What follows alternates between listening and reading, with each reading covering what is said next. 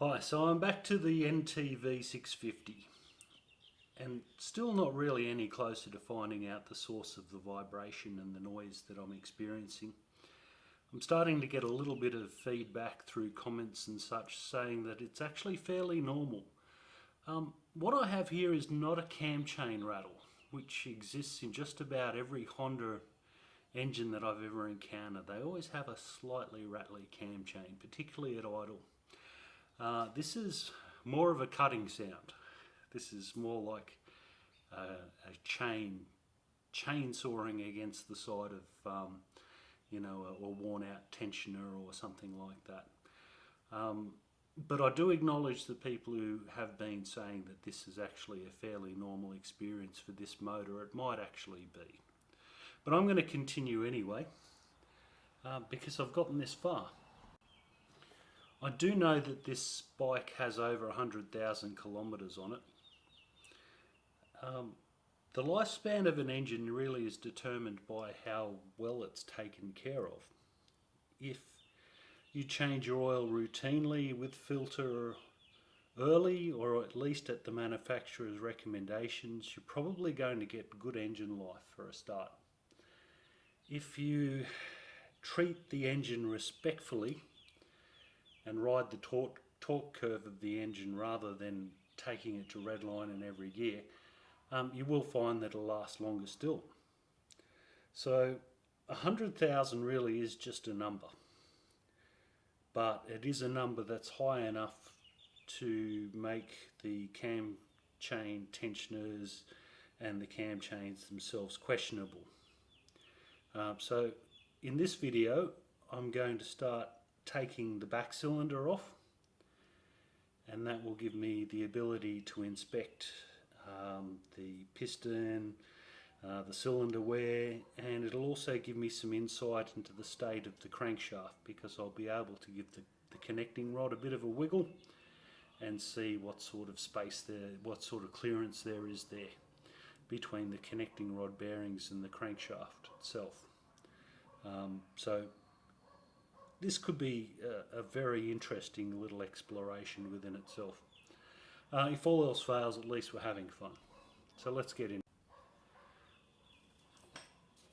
I'm going to remove the oil distribution pipe, which actually comes from the crankcase cover for the clutch. That's the right hand side. Up through the valley and into the heads, which is a pretty direct way to sort of supply oil to the top end. I've got to give that full marks actually. It beats more convoluted journeys that I've seen in the past. That's basically a direct feed very close to the oil pump.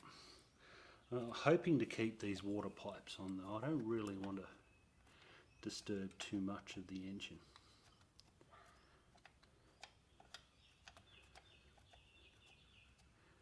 If I can avoid it.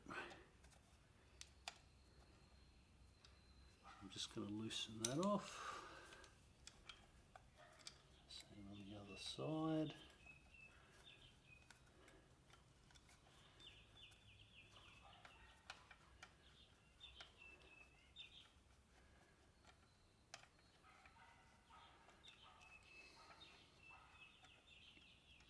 Okay.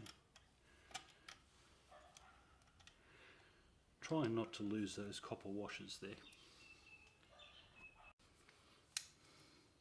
And on the side of the engine we've just got this one here.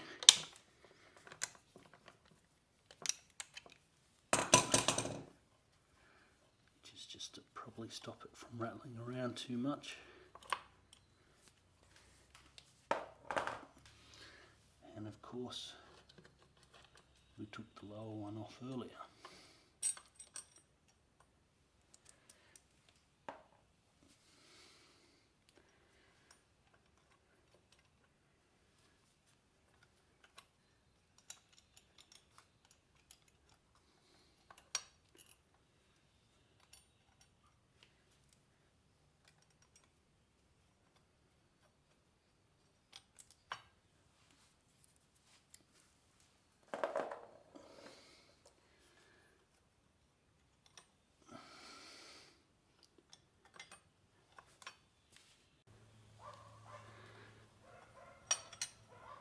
so it's loosened up okay, but it certainly doesn't want to come out.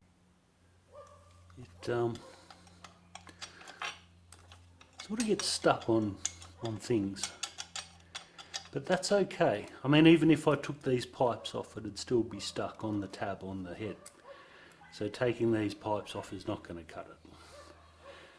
But it's not attached to the engine anymore, which is good enough for me. Alright, I guess the next step is to take the rocker cover off and have a look at it from a fresh perspective, the perspective of taking this cylinder head off. I have to say I'm not seeing a great deal wrong with these cam chain tensioners.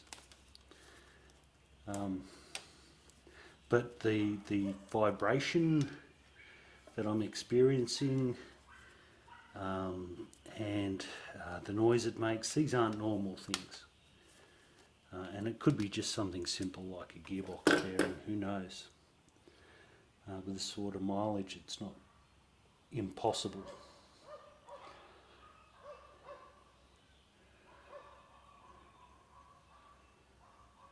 So I'm just sort of looking at this. I actually think that once the cam chain is disconnected,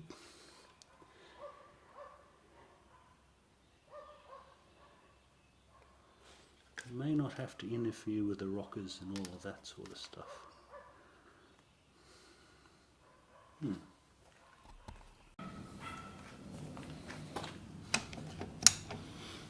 Okay, so let's experiment a bit. Oop.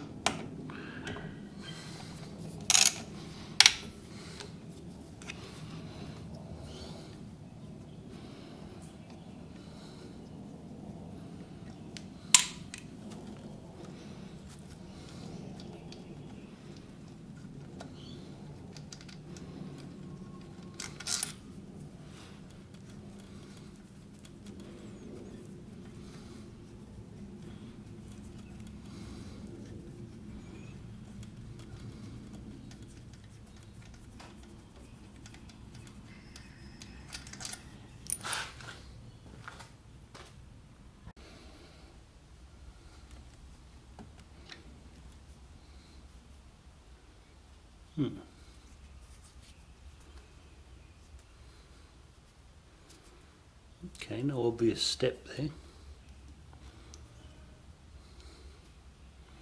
That's a good thing.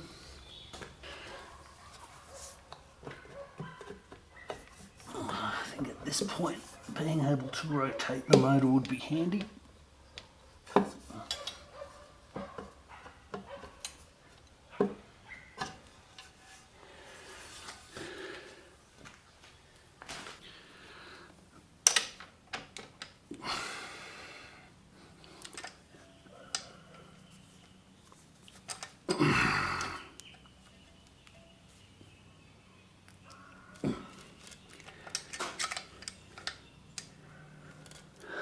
Nice.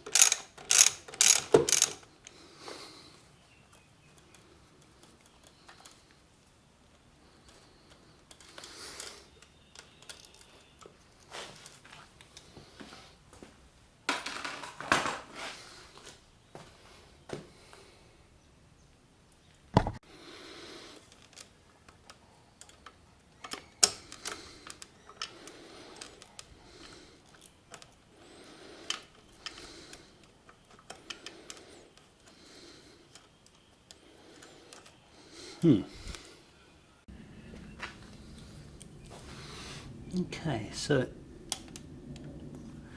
we've dropped tension off the cam chain, and I've spotted a little cap head screw. Wow, that has been on there quite a long time, I think. Oh, lucky I used this rather than just an Allen key. A bit more leverage. So I've spotted this, and at least gives me an opportunity to see what happens if I try and withdraw the cam chain tensioners.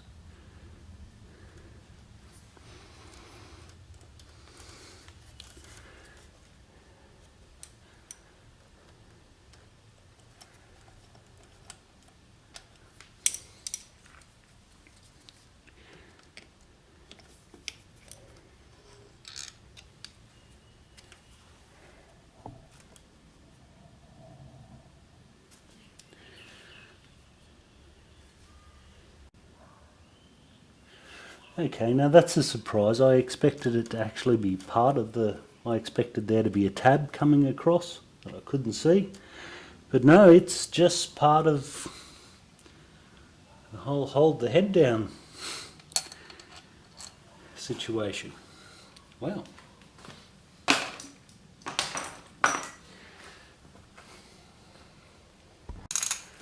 Okay. Let's try and, oh, that was easy. So let's try loosening this thing off a bit. Also was easy.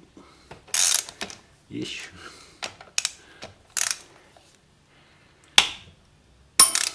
Ooh, that's an interesting sound.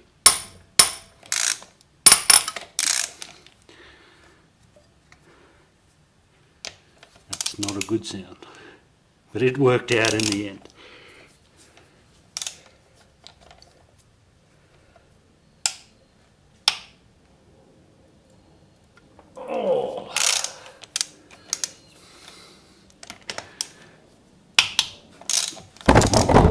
Sorry guys, gives you a bit of an indication of how close I actually work to this camera.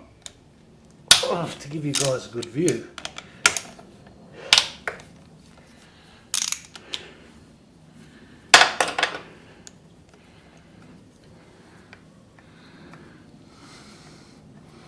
I reckon we'll start by taking these four off.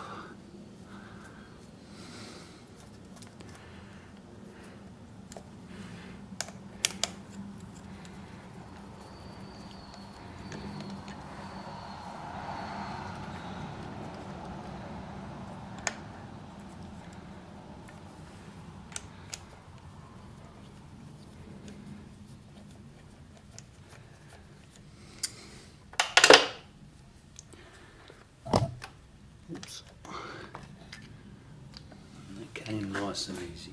I like it when that happens.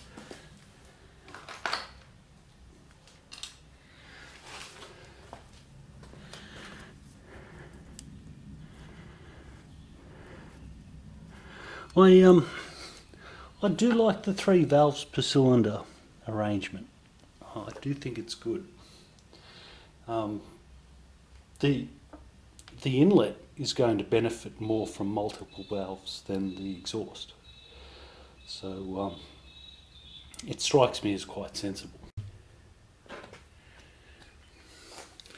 I'm just taking the front rocker cover off because I want to consider the relationship between the front cylinder and the rear one. Because at this point it's inevitable that I'm going to have to redo the valve timing.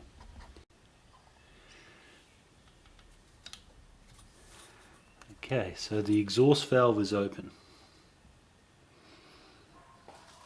This guy on the other hand, he's pretty much at top dead center on the compression stroke.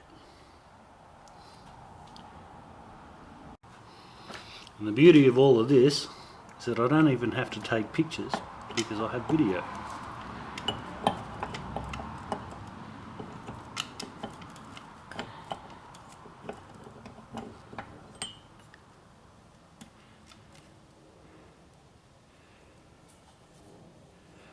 Well, so we're not looking at excessive camshaft wear, that's for sure. It's actually quite good for a motor of its mileage.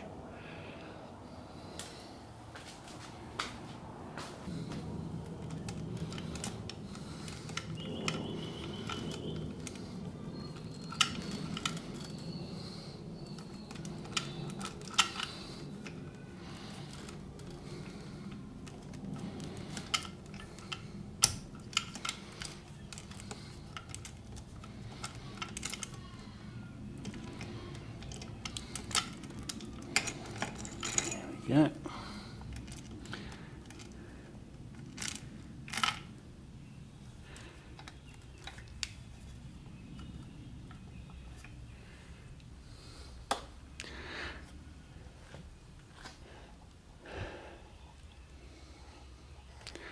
This is actually quite common too for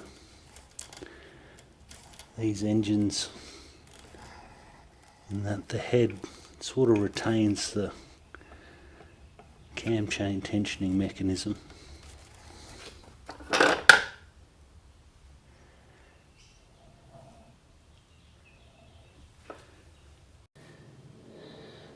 Right. So I just had a bit of a look around, and it didn't take me too long to find 2 bolts on the side here. So I'm guessing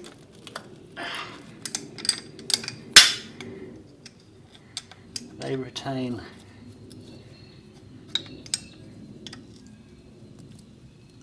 that cam chain tensioner.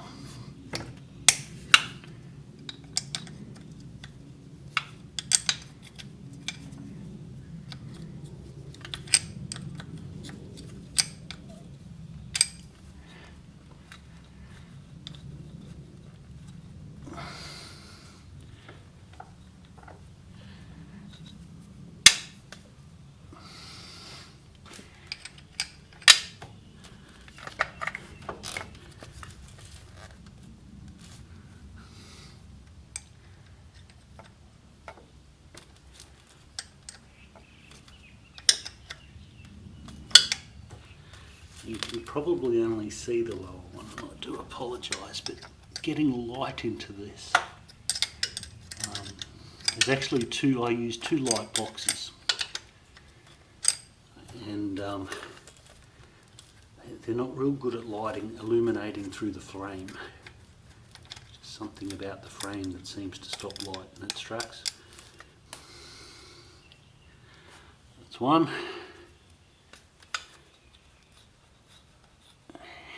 Two.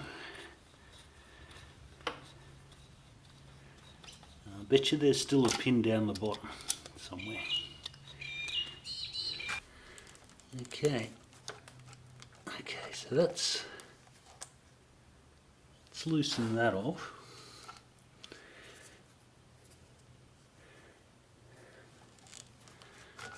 Oh, yeah, it has loosened it off. And out she comes.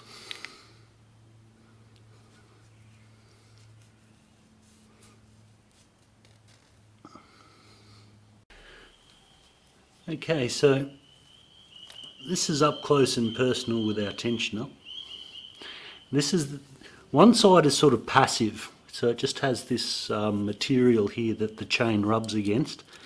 This side, on the other hand, actually creates the tension through that spring there.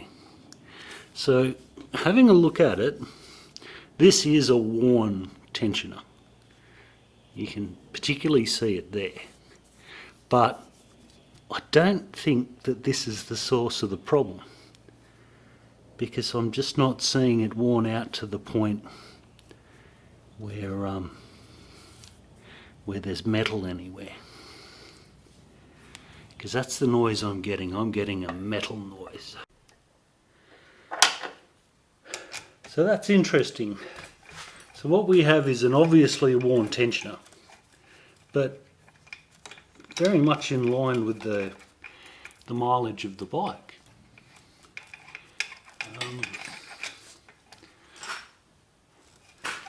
So interesting.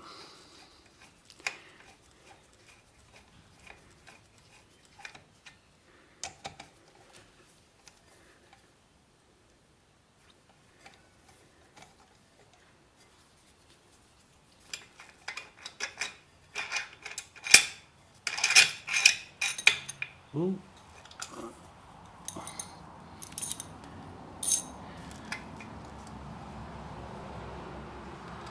This is the stuff I like to keep as clean as possible. All of this is coming off the bike, by the way, and going straight into clean tubs.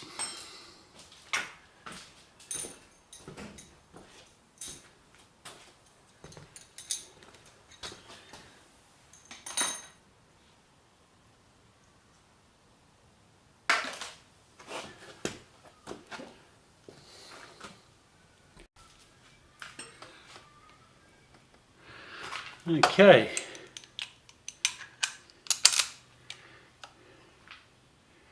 Now what remains is effectively the 4 cylinder head bolts, the main ones.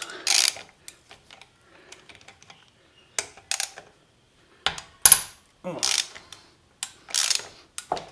good ones too. I definitely put on there to stay.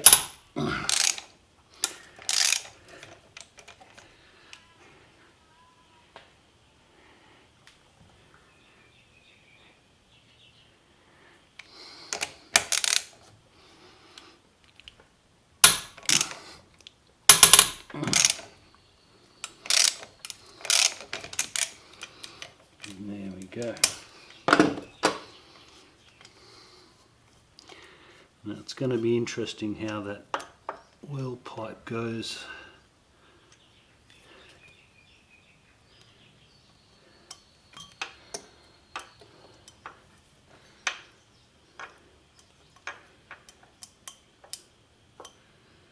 As I try and remove the head.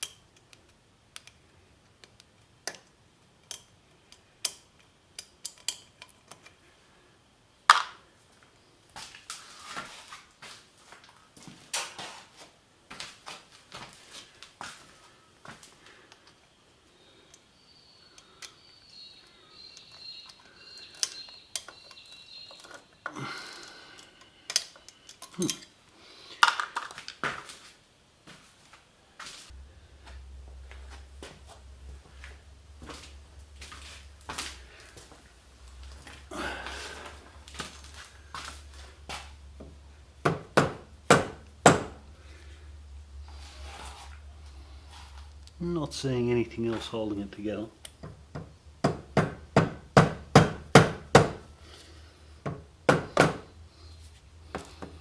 It's very difficult to reach though.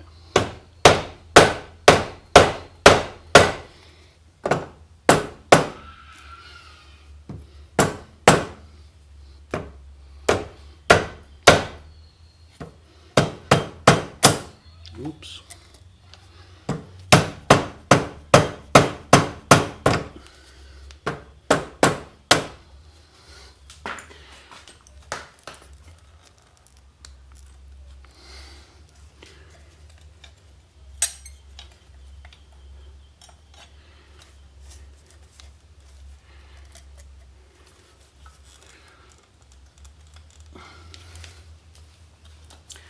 I think at this point we need to look around for other things holding it on. I'm not seeing anything obvious.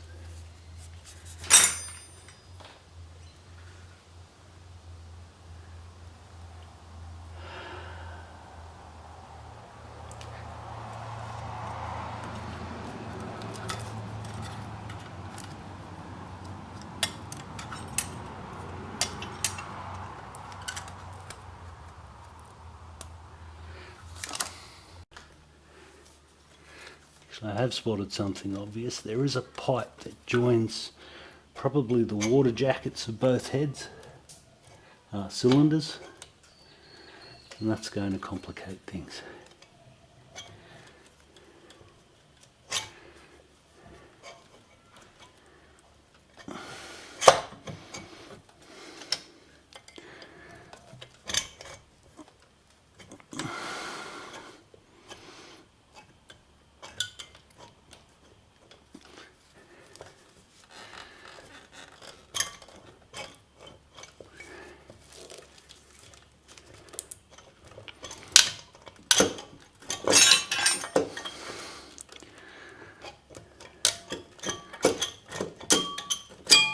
And there we go.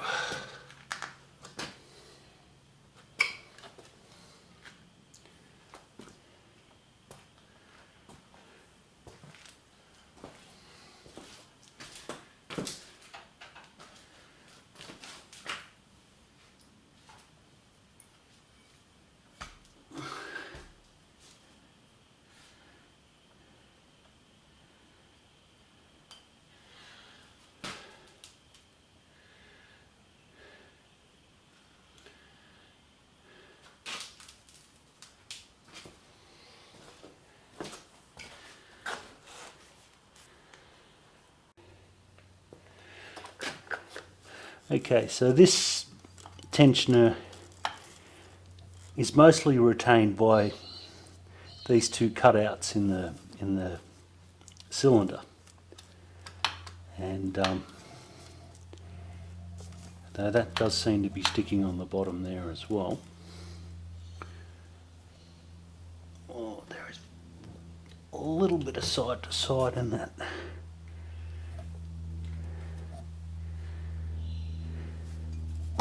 Piston, but I have to work for it.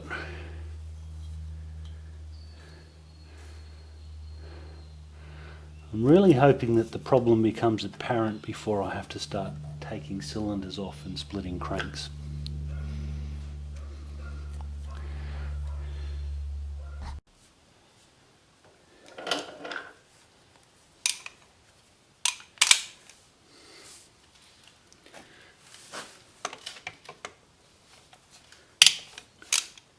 So the pulse generators are just getting in the way of things a bit, I think.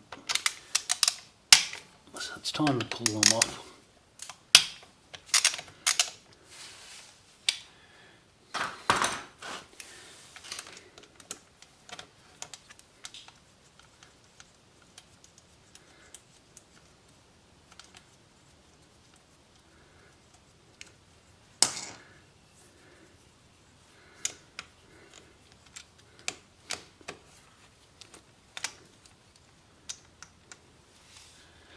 Actually just swinging them out of that one out of the way seems to have done a lot.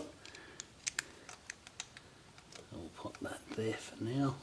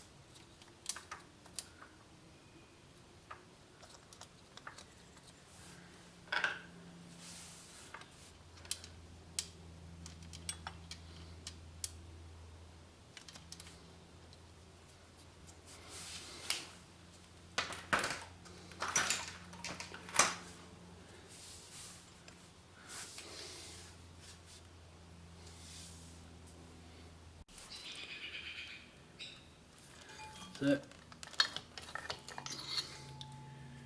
having taken the pulse generators out, magically this has become loose. So, once again worn, but not amazingly worn.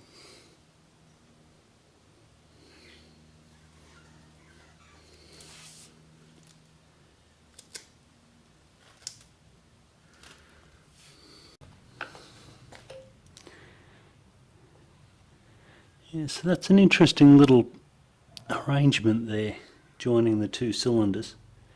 It's actually easier than I thought to separate them if I need to, now that I can see. I'm still not seeing any obvious signs of problems. I mean, we are looking at some worn tensioners.